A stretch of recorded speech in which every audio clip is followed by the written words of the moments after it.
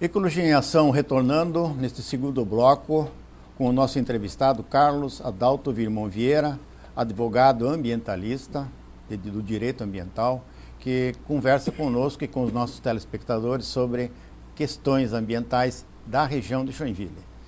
E, doutor Carlos, nós estávamos conversando no primeiro bloco sobre as matas ciliares e que o poder público transgrediu, passou o limite da lei. Como é que pode ser encarado isso pelo Ministério Público? Não existem exceções. Quem transgride a lei tem que responder, né?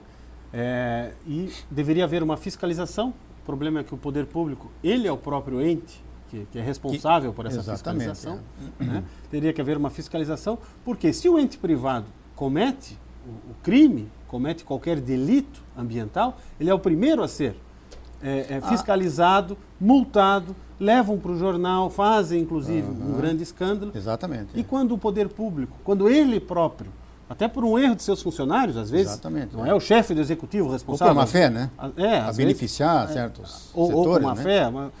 Então, isso também é passível da mesma forma de fiscalização. Não existem duas leis. Como é que a sociedade deve se comportar num caso desse?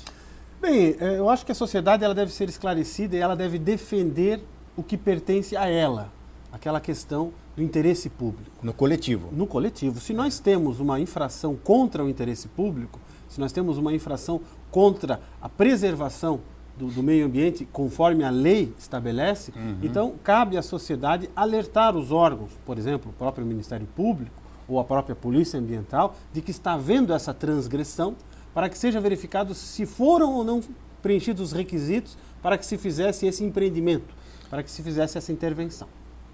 Muito bem esclarecido. Então, telespectador, cabe a você a responsabilidade de preservar o meio ambiente, não somente os ecologistas, mas todos os cidadãos que estão deixando uma prole para trás, vão deixar este ambiente global um dia e os filhos, netos, bisnetos vão ficar por aí sabendo o que será que o meu avô fez para preservar os mangues da Baía da Babitonga. E Gert, acho que um erro que nós cometemos com muita frequência é sempre se referir ao meio ambiente na terceira pessoa. O meio ambiente, aquele meio ambiente. O meio ambiente somos nós. Nós somos nós. Nós fazemos parte dele. Exatamente. Certo? Agora, doutor nossa, Carlos, é uma questão de ação e reação. Exatamente. Agora, o que me preocupa sempre quando eu vejo esses programas onde entrevistam professores, onde fazem programas de ecologia, enganando as crianças com uma ecologia fajuta. Não se mostra a verdade. Só flores, só, como se diz o alemão, Duftblume. Eles falam as coisas através do perfume das flores, certo? Então, é muito triste educar a juventude. Tem gente hoje que está lá na faculdade já com a cabeça de juventude, vamos plantar uma arvorezinha, quando o problema é magno, é muito maior, é um problema exageradamente grande, de qualidade de vida que dá um impacto violentíssimo. Você imagina um tsunami entrando pela boca da Baía da Babitonga, 3, 4 metros, uma onda, se nós não tivermos mais mata ciliar e não tivermos mais os mangues que estão aí. Você não precisa ir tão longe, Gert.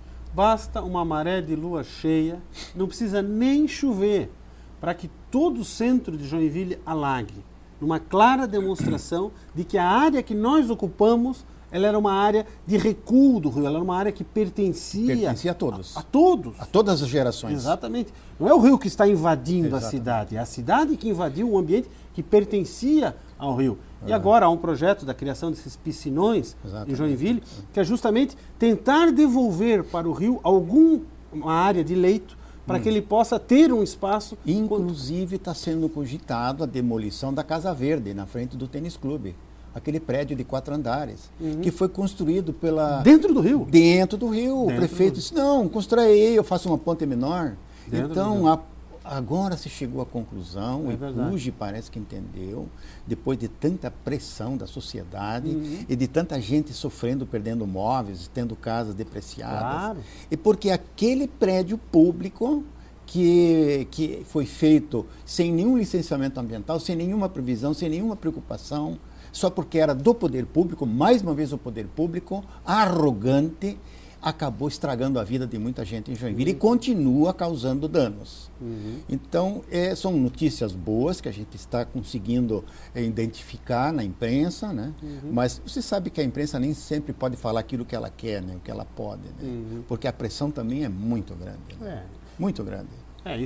Existem interesses da sociedade. Interesse muito grande. E você tem que ter muita habilidade para tratar com esses interesses. Porque esses interesses são inerentes até ao caráter do ser humano, nós não temos como evitar isso aí. Exatamente. Só que nós não temos opção. Ou nós optamos por adotar essa teoria do desenvolvimento sustentável, que é uma teoria que já se defendia desde antes de 72, da primeira Conferência Nacional. E no meu ponto de vista não tem nada de sustentável. Não existe, porque não existe planejamento. Não existe planejamento. Você olha uma cidade brasileira e você vê que ela tem um prédio alto, um prédio baixo, um prédio médio, um prédio largo, um prédio fino. Não existe planejamento. Nada. Você não sabe o que existe do lado desse prédio, na frente desse prédio. Você tem em Joinville construções em cima dos rios, você tem construção do lado do rio, você tem construção dentro do rio, como essa aí. Com pilares. Com pilares. Não existe planejamento nenhum. E eu acho que o que nos falta é justamente este planejamento. Se nós enchermos Joinville de prédios, só para tocar naquele assunto, quais são as consequências disso futuras? Né? Será que vão ter que partir por medidas radicais, como o Balneário de Camboriú está fazendo, onde se proibiu a construção de prédios, porque eles não conseguem mais colocar os carros em lugar nenhum? Exatamente. Onde o primeiro e segundo andar dos prédios, se eu não me engano, eles vão ter que obrigatoriamente se tornar estacionamentos públicos, em garagens públicas, para absorver esse automóvel. Quer dizer, será que a gente vai esperar o caos se instalar para buscarmos a solução? Mas esse tema me deixa, assim, também muito preocupado na questão do saneamento básico. Exato. Como é que o poder público, um órgão de licenciamento ambiental, como é que um IPUJ, uma CEINFRA, libera um prédio de 20 andares num beco, onde não passa o esgoto sanitário e onde as estações de tratamento desses efluentes domésticos sanitários, da privada, do chuveiro, da pia, da cozinha e outros... Que são hoje os grandes vilões da poluição correm para dentro de uma fossa mal calculada e um filtro biológico, entre aspas, que não tem nada de filtro biológico, projetos que as normas da BNT estabeleceram há 40 anos atrás, mas nunca tinham bolado que deveriam ser projetos também diferenciados para prédios deste porte. Nós estamos construindo na Vila Nova um conjunto de prédios que tem um afastamento um do outro de 3 metros, onde o cara, quando bate com a garfo com muita força no prato, o vizinho que também tem a janela aberta vai escutar toda a conversa, não tem espaço para carro. Como é que 2.500 pessoas que vão ser depositadas lá dentro desse bloco de concreto vão poder evacuar os dejetos humanos? De que forma o impacto em cima da plantação de arroz vai ocorrer? Quando você observa, por exemplo, um condomínio planejado para as pessoas de baixa renda, todos eles têm uma característica. As ruas são simétricas, as casinhas são todas iguais e não existe nenhuma árvore. Nada. É um negócio árido, quente, que não tem ventilação, problema de esgoto, etc. Então, quer dizer, você cria de início já uma qualidade de vida muito baixa para essas pessoas e a qualidade ela vai se deteriorando com o tempo. E tem mais, esse governo popular que está aí, ele devia privilegiar os pobres que estão comprando esses cubículos, essa prisão que eles vão se internar numa prisão voluntariamente, num bloco de concreto quente, que não tem paredes isoladas, que não tem captação de água da chuva. A Águas de Joinville vai ter que fazer tubulação especial para um conjunto de gente amontoada em cubículos, camas beliches uma em cima da outra, certo? E como é que essa gente vai ter qualidade de vida ali? Como é que foi calculado esse trânsito? O impacto de vizinhança não foi feito para esse amontoado de pessoas. Aqui o poder público faz muita exigência para um projeto como um shopping, por exemplo. E para um bloco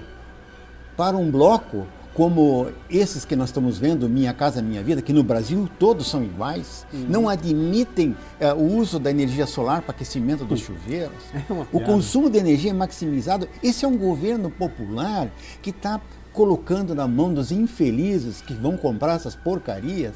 Por quantos anos eles vão ficar pagando por essa porcaria?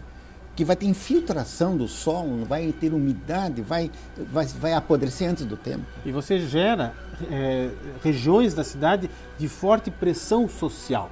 As crianças não têm uma área de lazer, Não tem. As crianças não têm uma área para desenvolver projetos culturais, as crianças não têm nada.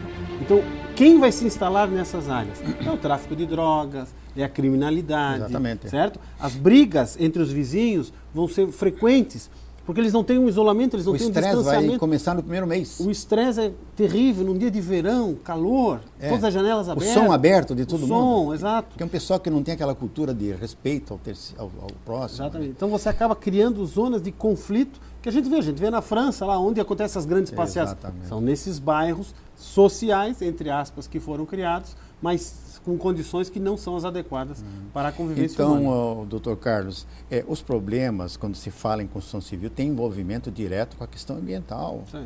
É o esgoto, é a água da chuva, é o aquecimento solar, é a proximidade de um parque, o bem-estar do povo, a felicidade. Não se vende felicidade nisso aí. Se vende a desgraça, a infelicidade, a tristeza. Tem um aspecto, Gert, que as pessoas não pensam. Por exemplo, qual é a grande marca de Joinville? É o verde dos morros da cidade. Exatamente, E a segunda grande marca é o perfil da Serra do Mar. Perfil da Serra do Mar. Que você...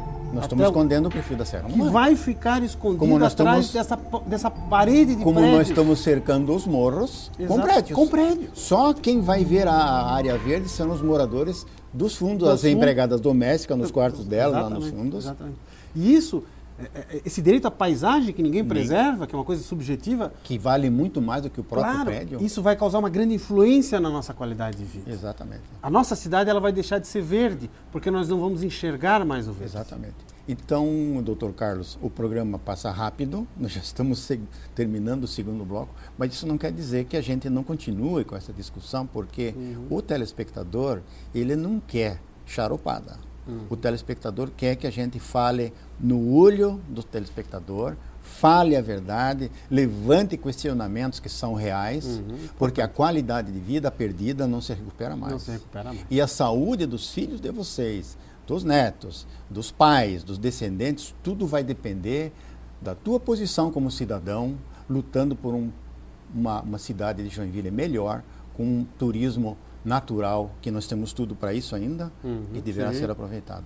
Eu agradeço muito a sua presença no nosso programa, espero que surta efeito. Ele está hoje no YouTube, você pode colocar, os telespectadores podem colocar os seus comentários, podem fazer perguntas, e nós poderemos nos próximos programas respondê-los e com outros comentários e com outros palestrantes aqui, outros entrevistados nossos. Muito obrigado. Telespectador, até o próximo programa.